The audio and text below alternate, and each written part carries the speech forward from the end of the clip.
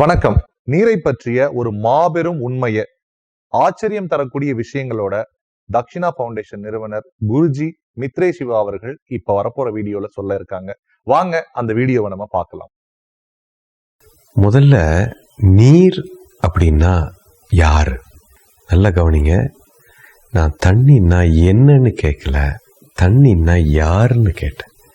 இவர் இருக்காரே, நம்ம மனிதர்களை விட 1000 மடங்கு ஒரு மிகப்பெரிய ஒரு உயிர் பொருள் தான் இந்த நீர். இப்போ நான் பேசுற விஷயத்தை பதிவு மட்டுமே இந்த கேமரா பண்ணோம், ஒரு ஆடியோ டிவைஸு என்னுடைய வாய்ஸை பதிவு பண்ணோம்.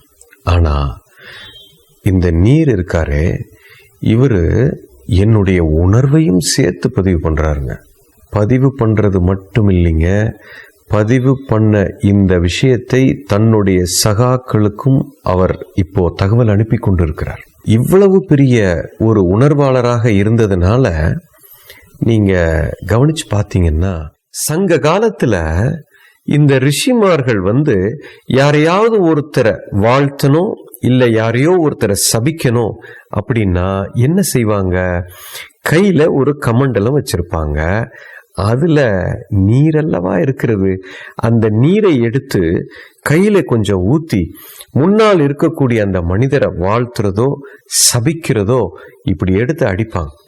அந்த மனிதர் உண்டு இல்லாம ஆயிடுவார். இப்போ ஒரு கோவில்ல கும்பாபிஷேகம் பண்றாங்க.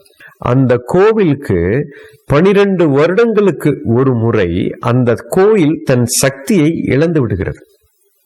அதற்காக பூஜை பண்ணுவாங்க. அந்த பூஜையில என்ன செய்கிறாங்க? மந்திர உச்சாதனை செய்து செய்து அந்த நீருக்கு அந்த அதிர்வுகளை பதிவாக்கி அந்த நீருக்கு சக்தி ஊட்டுறாங்க.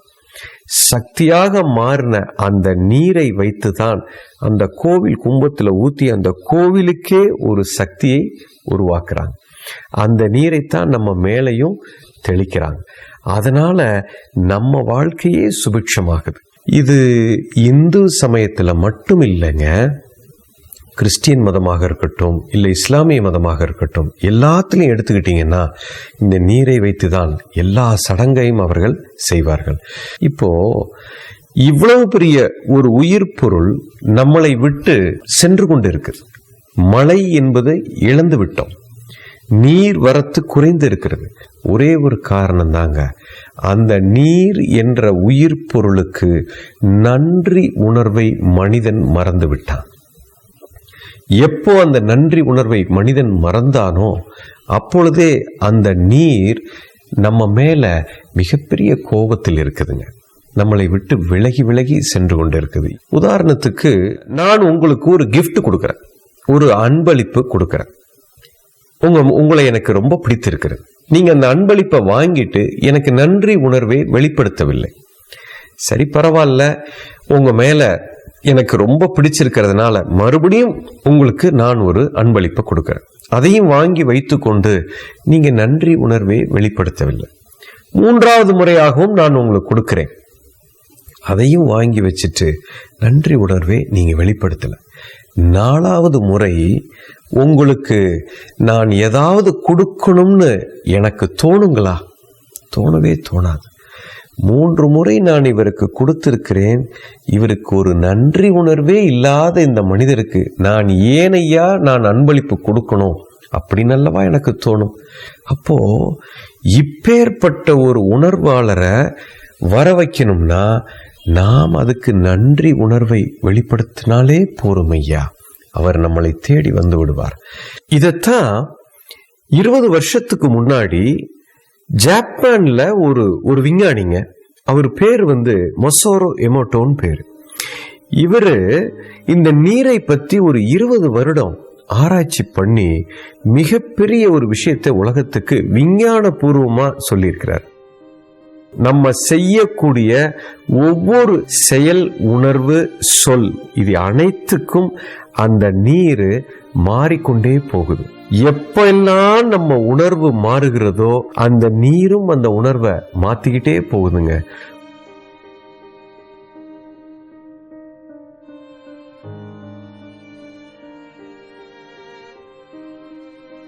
பாருங்க, ஒவ்வொரு உணர்வுக்கும் ஒவ்வொரு கணமும் அந்த நீர் தன்னுடைய உணர்வை வெளிப்படுத்தி கொண்டே இருக்கு.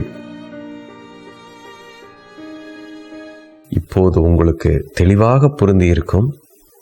இந்த நீர் என்ற மிகப்பெரிய ஒரு உயிர் பொருளை, மழையை நாம கொண்டு வரணும்னு சொன்னா ஒன்றும் செய்ய தேவையில்லைங்க ஐயா. நன்றி உணர்வை வெளிப்படுத்தினாலே போறோம். நல்லா கவனமா புரிஞ்சுக்கங்க. இந்த உணர்வு தான் முக்கியம். இதை உணர்ந்து விட்டு இந்த உணர்வை வெளிப்படுத்துறோமோ, அவர் நம்மளை தேடி வந்து விடுவார் ஐயா. வாருங்கள், நாம் அனைவரும் சேர்ந்து இந்த மாபெரும் உயிர் பொருளுக்கு நன்றி உணர்வை வெளிப்படுத்துவோம். நீருக்கு நன்றி. இந்த நீருக்கு நன்றி சொல்லணும் அப்படிங்கிற இந்த விஷயத்த மக்கள் மத்தியில பெரிய அளவுல எடுத்துட்டு போகணும் அப்படிங்கிறதுக்காக தென்னிந்தியாலேயே முதல் முறையா நீருக்கு நன்றி சொல்ற ஆரத்தி திருவிழாவை நம்ம காவேரி ஆத்துல திருச்சி கல்லணையில வர்ற ஆகஸ்ட் மாதம் 6ஆம் நாள் ஞாயிற்றுக்கிழமை மாலை 4 மணி முதல் 7 மணி வரை நடைபெற இருக்குதுங்க.